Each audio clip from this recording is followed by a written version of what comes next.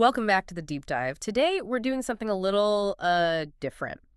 We've analyzed a specific learning tool. It's actually a structured language lesson. Right. Focused entirely on conversation flow and essential vocabulary. Exactly. And it's all centered around planning the upcoming days, like the weekend. So we're going to kind of give you the shortcut today. That's the plan.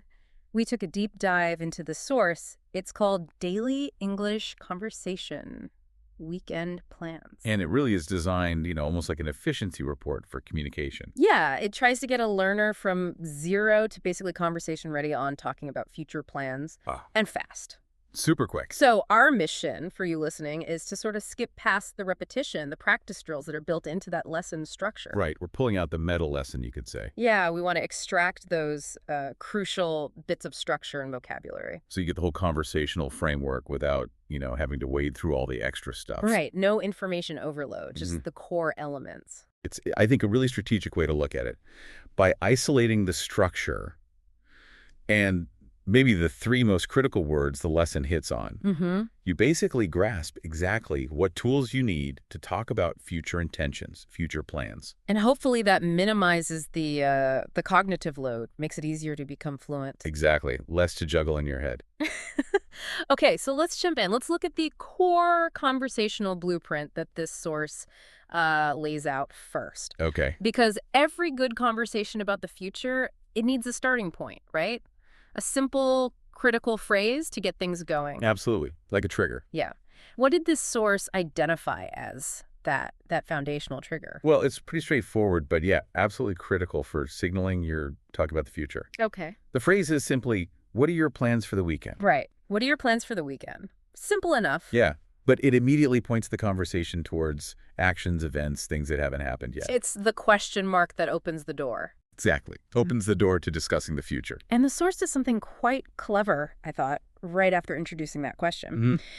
It gives you a dialogue, a contrasting one, between their two characters, Ronnie and Watkins. Ah, yes, Ronnie and Watkins. And it illustrates the whole range of possible answers almost immediately. Yeah, it creates this really useful contrast for the learner.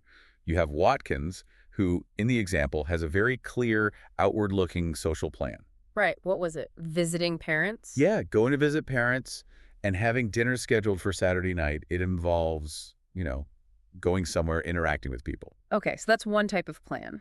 Then you get Ronnie, who's kind of the quiet, internal counterpoint. Right. Their plan is more inward domestic. Exactly. The plan is specific. Stay home, clean the apartment. The classic weekend clean. Yep. And then maybe watch a comedy on Sunday. They mentioned liking funny movies. So it shows that you can communicate pretty detailed intentions, whether they're big social things or just, staying home using the same basic structure. Absolutely. And what's really interesting there, I think, is the teaching method behind it. How so? Well, the source material actually repeats that whole dialogue again, but slowly, right after you hear it the first time at normal speed. Okay. Yeah, why do that? Well, it's not just filler.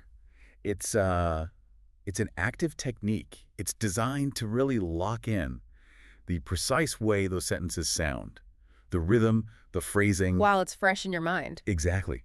Yeah. It helps cement that conversational structure, that architecture. That makes sense. That structural repetition is key. Okay, so that's the question side.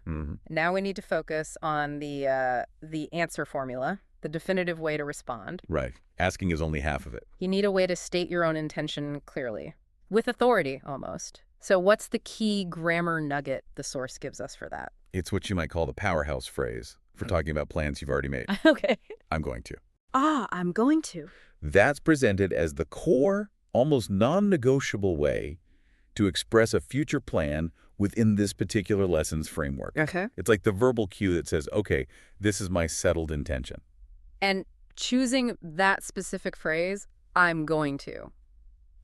That's important, isn't it? Compared to, say, other ways of talking about the future. Oh, definitely. Very precise. Yeah. If you just said, I will visit my parents. Yeah. That often sounds more like a spontaneous decision you just made. Yeah. Or maybe like a sudden promise. Right. Less planned out. Exactly.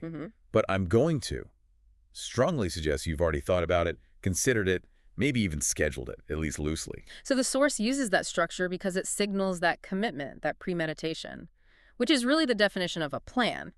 Precisely. Okay, let's unpack this then. Because the beauty of this I'm going to structure is how versatile it is straight away. Totally. Once you've got that phrase locked in your head, the source shows you can basically plug in almost any action, any verb, right? Yeah, they give you a whole flood of examples, which is great for building confidence quickly. So you see actions covering all sorts of things. Right, from physical activity, like I'm going to play football, to maybe the most popular weekend goal for many people. Let me guess. Sleeping. You got it. I'm going to sleep late. Classic. And it covers the more social stuff, too, and domestic things. Yep, the lesson makes sure to include examples like, I'm going to cook dinner, or I'm going to meet my friends. Okay. Or the more relaxing options. Sure. I'm going to read a book, I'm going to watch a movie, even I'm going to go shopping. Wow. Okay. So that list really covers a lot of typical weekend activities. It does, and it demonstrates really clearly that once you master that little three-word key, the rest is just filling in the blank with whatever you plan to do. It's a super efficient formula, then, for saying what you mean to do without stumbling. Exactly. Minimal fuss, maximum clarity about your intent. Okay, so we have the initiating question and the core answer structure. Right. So moving on logically from structure, we really have to talk about the vocabulary. The specific words. Yeah. And the insight here seems to be about, like, strategic economy. Which specific high-use words give you the most mileage for talking about lots of different weekend activities? Okay, and the source zeroes in on just 3 specific words that it actually defines and gives examples for in the lesson. Just 3. Which, honestly, at first glance, sounds almost too simple. Maybe restrictive. I see why you'd say that, but I think the idea is that when you pair these 3 concepts with that powerful I'm going to structure we just talked about, Okay. they actually cover a huge amount of common weekend life.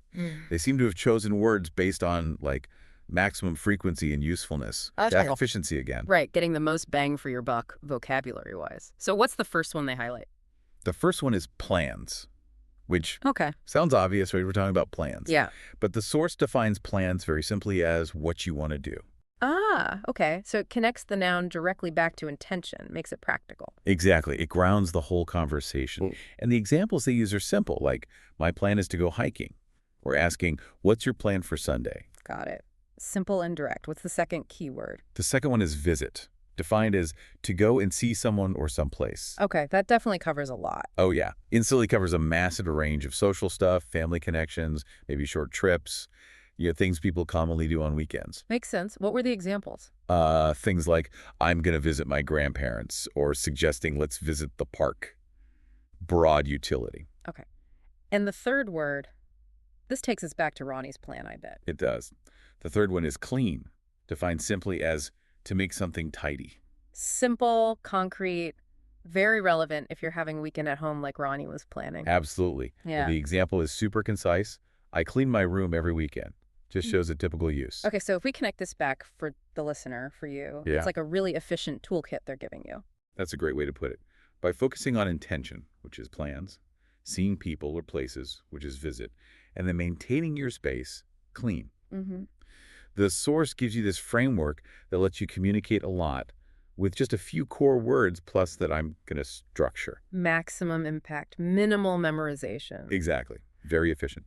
And then the lesson doesn't just stop with the abstract grammar and vocabulary. It moves into immediate, like, real-world application. Which is crucial, right, for making it stick. Totally. They shift from just talking about future plans and theory to sharing personal examples of how the characters, Ronnie and Watkins, actually spend their weekends. So it reinforces the structures they just taught, but in a more relatable, maybe habitual context? Precisely. It grounds it all in reality. So Watkins shares his usual weekend routine. What was that again? Basketball? Yeah, waking up late, having coffee, playing basketball with friends. Things he does regularly. Okay, so these aren't necessarily one-off plans, but established routines. But you'd still use the same language if you were telling someone about them beforehand. Exactly. And Ronnie gives another context. Okay. Typically, going to the market, cooking something new. Right. So whether it's a habit or a brand new plan for this specific weekend, it all slots into that same I'm going to structure when you talk about the future intention. Yes. And the real genius, I think, of this application phase is how it immediately prompts self-reflection from the listener. How does it do that? Well, after hearing these real examples from Ronnie and Watkins, the source explicitly tells you, the learner, to think of 3 of your own plans. Ah, using the structure. Yes, specifically using the I'm going to structure you just learned. It forces you to personalize it immediately. To think, okay, I'm going to sleep late, or I'm going to meet my friend, or I'm going to watch TV. That makes you actively use it, not just passively hear it. Exactly. It's the bridge from knowing to doing. And the resource actually points this out. It says practicing speaking is what helps confidence grow. Right. It rapidly shifts the knowledge from just understanding it in your head to actually being able to use it. Which is why this whole lesson architecture is, I think, so efficient for learning quickly. It builds step by step and then makes you apply it personally.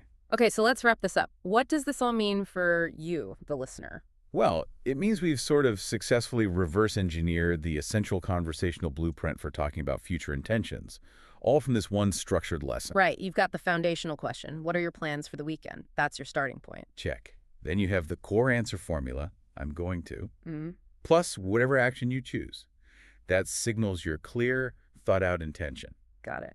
And finally, you have that really efficient vocabulary toolkit. Just 3 words covering big areas of weekend life. Social, domestic, and the idea of planning itself. Plans, visit, and clean. It seems like an incredibly fast track to being able to communicate what you intend to do. Yeah, the approach gives you, like, maximum conversational structure while keeping the number of options pretty tight, which helps build fluency faster. Less choice paralysis. Makes sense. Now, before we finish, we did want to leave you with the closing question that the original source material posed. Yeah, that's a good one. It kind of pushes you to apply this thinking, this structure, beyond just weekend plans. It encourages you to think about the structure of your entire day. Okay, so think about this for a moment. What's the very first thing you do in the morning? Yeah, that very first action. Think about what that action is, and then think about how you would express intending to do it using that powerful I'm going to formula we talked about. It's a good little mental exercise. Definitely something to mull over. Thanks for joining us on The Deep Dive.